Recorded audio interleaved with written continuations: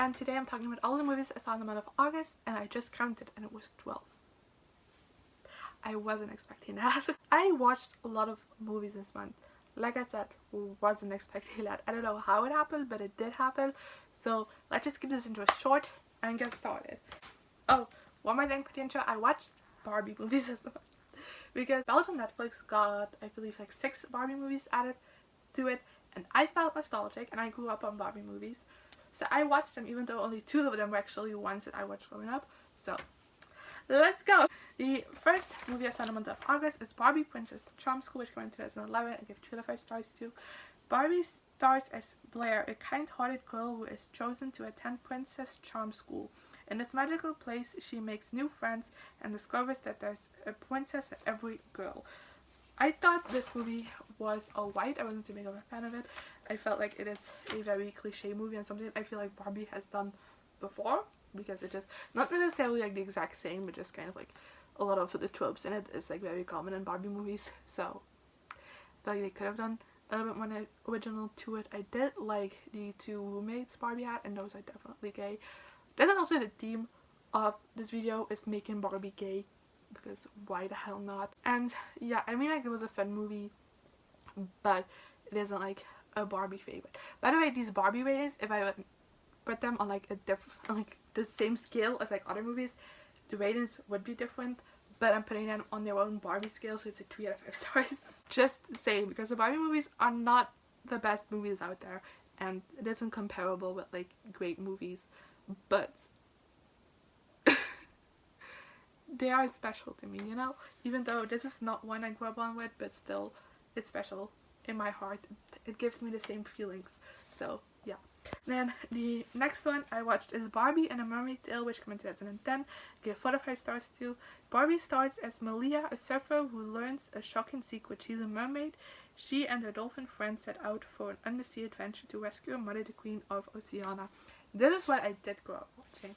Even though this is one of like the later ones, I think I only saw it like a couple of times compared to like the older ones. But I have seen this one before, is what I'm saying. And I still really enjoyed this. I thought this was a fun story. And yeah, I just had a great time watching it. And this one felt very nostalgic because I did watch it before as a kid. And I feel like it holds up, you know? I would definitely watch I would definitely like show this to another kid, but also another adult. Well, maybe not all adults, but no, adults that are still a child at heart, I feel like they would still kind of enjoy this. But definitely still think this is like great kids entertainment, so can't complain about that. I remember like most of Barbie movies are like princess, fairy, or mermaid, and I think as a kid I preferred the mermaid ones. Now that I'm thinking about it, even though like my favorites are princess ones, but like overall I prefer the mermaid ones, especially this one. I really like this one. I'm not gonna say anything profound about Barbie movies. What are you expecting? The next one is Barbie, a Fairy Secret, which came out in 2011 and I gave 4 out of 5 stars to. To save Ken from the love-smitten passionate fairy princess Graciela, Barbie, her stylish fairy friends, and the co-star travel to the glamorous fairy city of Los Angeles. Is the power of friendship greater than magic? There's another one I watched as a kid, and I really enjoyed this one. I think this is a great one. I mean, it's very cliche and cheesy, nothing about that, but it does have great friendships in it, and I really appreciate that. Even though Ken and Barbie are a couple in this one, so it does have a romantic storyline in it, and the main plot also hinges on romance. I feel like it is still mainly friendship focused, and I really appreciated that. And also Ken was hilarious in this movie. I thought like this whole movie was funny, but Ken, scene stealer, is kind of useless in the plot, but great comedic relief. Let's actually go to actual movies. The next movie I watched is Work It, which came out in 2020 and gave 2 out of 5 stars. When Quinn Ackerman's admission to the College of a Dream depends on her performance at the dance competition, she forms a ragtag group of dancers to take on the best squad in school. Now she just needs to learn how to dance. This wasn't a great movie, but I had a great time watching it. That's why it's a 3 out of 5 stars. I do think there were like some moments, like some lines that are like very cringe and just trying to sound hip, but like not actually sounding hip. And I was just like, whoo, that was rough. And I feel like the whole like the way like this movie set in motion, very weird. First of all, that like college admission person. Very, very mean. And very unnecessarily so, too. Like, that's not the way we do colleges in Belgium. So, please tell me, is that real? If you watch this movie, like, are college admission, like, people really that mean to your face? Oh my god, I would never want to go to college in America. This was fun. I feel like you can tell that the cast really loves each other and like had great. I know that because I've been excited for this movie because Sabrina has been posting like pictures and like videos for this like I believe like over a year ago already about like them making and just having fun together. So I feel like that really shone true into this movie. Like the cast had like very great dynamics because I feel like you could tell that they were friends offset as well. And only another problem I had this movie is the romance because Jordan Fisher is an adult and Sabrina Carpenter in the movie, by the way, they're both adults in real life. But we don't know exact ages, but we know Sabrina's character is in senior year of high school, so she could be 18, which is legally an adult. But we also don't know the exact age of Jordan Fisher, but we do know he is working, has his own apartment, and has like trained groups before, and then has taken years off. So he's at least 25, probably even older. So like, what's he doing with an 18-year-old? It's my question. Yeah, that was a little bit weird, and it like never got addressed. Like the age difference, that was bothersome. But the chemistry between the two was great. Then the next movie I watched is An Easy Girl, which came in 2019 and gave 1 star to. Neymar is 16 and lives in Cannes. She has given herself the summer to choose what she wants to do with her life. Then her cousin Sophia, with her alluring lifestyle, arrives to spend the holidays with her. I hated this movie. I don't know why I watched it. I did. It's also a French movie, which is also very out of character for me. So don't ask, but I hated it. To me, it was bothersome that another thing, like her cousin that comes in, Sophia, I don't remember how to pronounce it, but like main character's cousin, there was like they spent like the entire summer with like 2 adults on a boat, and it's pretty creepy because one of them he does eventually reject her because like she's a child, but I mean he does kind of flirt with her in moments, and it was bothersome. But and I was very scared that something was gonna happen. It's like, no, it didn't, thankfully. But then her cousin with the other man, like at first she didn't want to say her age, and then later she does say she's 22, but like I'm questioning that because she didn't want to say it at first. Like, if you're 22, like, why are you hiding your age? That's what I'm saying. So I don't twist her. I do, like, based on like other information we got about her character, I do think she was an adult, but like still it felt very icky to me, everything about it. And then I also just don't think much happened in this movie. It was just not a lot happened, and there were like a lot of scenes that just like lingered on like the shot that was unnecessary, and it was like, could you just like cut like 10 seconds here, because that would have been way better. It felt weird. I get B-roll, I don't mind B-roll, but that was just weird at times. So I just like lingered on things that just like why aren't we moving on to the next scene? And there's also a couple of scenes that just felt unnecessary in this. And the main character has like a weird obsession with her cousin, like to the point where she has like, the exact same tattoo as her cousin, and it never gets brought up again. I'm just like, really? That's pretty creepy to get like the exact same tattoo without even like getting permission from the cousin, just like randomly does it. But it never gets brought up again. Also, her best friend was pretty shitty. Let's completely be honest. I was kind of glad that she ditched him, but then towards the end they got friends again. I'm like, really? That guy is toxic as fuck. Get rid of him. This movie has a knack for just like over sexualizing the cousin and just like doing a lot of like shots and like lingering on like her body and stuff, which was just like very unnecessary and very weird. There were like some moments where it did kind of work, and then there's also just like one sex scene in this which lasts for a very long time, and I was feeling uncomfortable, and like I wasn't watching a regular movie anymore. I was like, why? Because it didn't make sense to the plot. There was another sex scene in this which this makes sense and it doesn't linger as long, but like that one I'm just like, why is this in here? it serves no purpose. Like, we already knew the two characters were having sex. You didn't have to show me for like 10 minutes. I'm all over the place while reviewing this movie. I'm sorry. Oh, and then at the end there's like a montage of the movie. I'm like, movie is 90 minutes. I remember what happened. Because not a whole lot happened. We didn't need a montage at the ending. Yeah, this was bad. Don't watch it.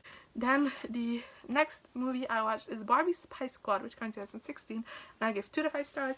Barbie and her athletic best friend slip into smart outfits when a secret intelligence agency wants to use their special skill to stop a series of gem robberies while the Spy Squad succeed in this difficult cat and mouse game.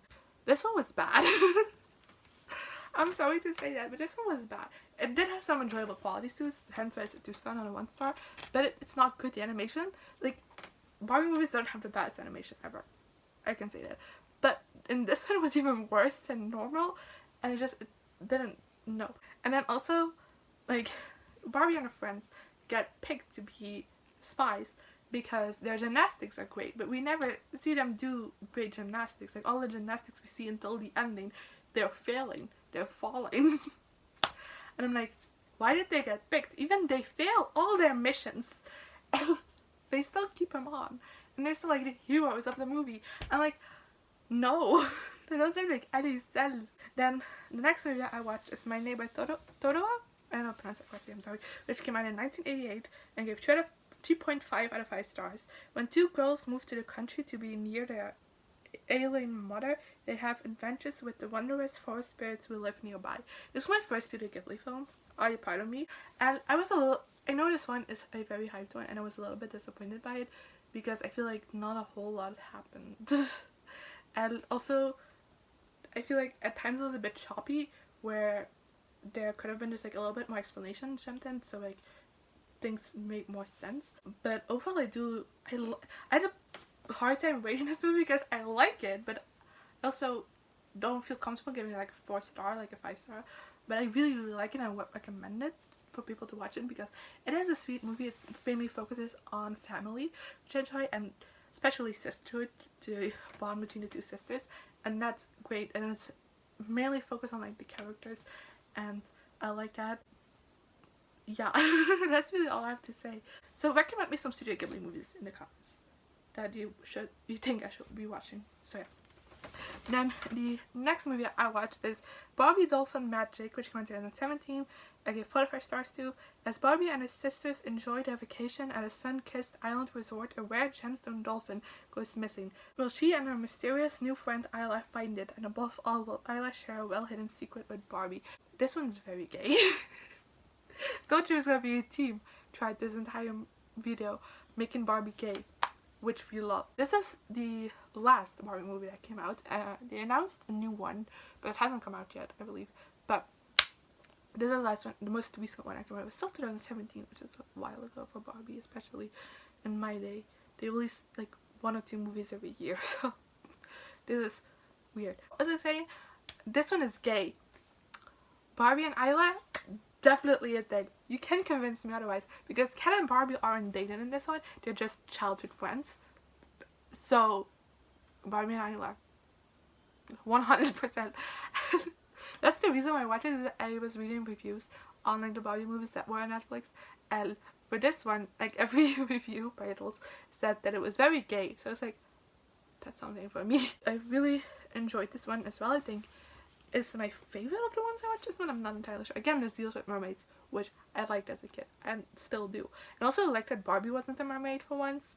Also fun times. And I also liked the inclusion of her sisters in this movie, so it felt more family focused and like friendship focused, as like the other movies is like Barbie and friends, you know? Well, this one is Barbie and her sisters, which I also really enjoyed, and I like the part that they had in the story. They weren't just like in the background, they had like actively involved in the plot, and I like that. Again, Ken was a little bit useless. Like, we have Isla in this one. We don't need Ken. Then the next movie I watched this month is also my favorite of the month, which is Crazy Rich Asians, which came out in 2018 and gave 5 to 5 stars to. This contemporary romantic comedy based on a global bestseller follows the native New Yorker Rachel Chu to Singapore to meet her boyfriend's family. I also read the book this month. I finished the book and I immediately watched this because I just was curious about this movie. I loved it. I do have some problems with it, like there's, I forgot their family name. I think it's Go? I'm not entirely sure if I pronounced it correctly. But that family, I just was so cringy. I feel like that didn't match the rest of the movie. Like they are humor, they were like very comic relief. And they could have worked, but I just don't think they worked with the rest of the movie, like the vibe of it. But eventually it didn't bother me that much that I Dr. Star, which is great. And I cried too in this movie. I thought it was beautiful. I thought it was beautifully like shot, and you could feel the wealth of these characters, you know? And I do think that they focuses more on Nick and Rachel than the book was, which was one of my main complaints about the book, is that I wanted to be more focused on Nick and Rachel, and I got that. I was happy. Also think like the relationship of Rachel to Nick's family is a little bit changed in this one. Like it's still troublesome, don't get me wrong, but they just made like small changes in certain scenes and things that happened that just improve the relationship a little bit, and like, I don't know, it's different, and I like that. The next 3 things I saw were documentaries, so I don't have a lot to say about them, so yeah. The next thing I watched is the Claudia Kishi clip, which came out in 2020. Fans of the Babysitter's Club books discuss the importance of the character of Claudia. This was a 17-minute short documentary. Yes, I can pronounce words. I really enjoyed this. I don't know too much about the Babysitter's Club. I do have to say that I only watched the show and I really enjoyed that. Actually, the creator of the show is in it as well. But it's about creative Asian American people talking about Claudia Kishi and what she did for them, as it was a different type of representation for Asian American characters. And I think this is a fun one. Then the next documentary I watched is Athlete A, which came out in 2020. Follow the Indianapolis Star reporters that broke the story about USA gymnastics Dr. Larry Nassar's abuse, and hear from gymnasts like Maggie Nichols.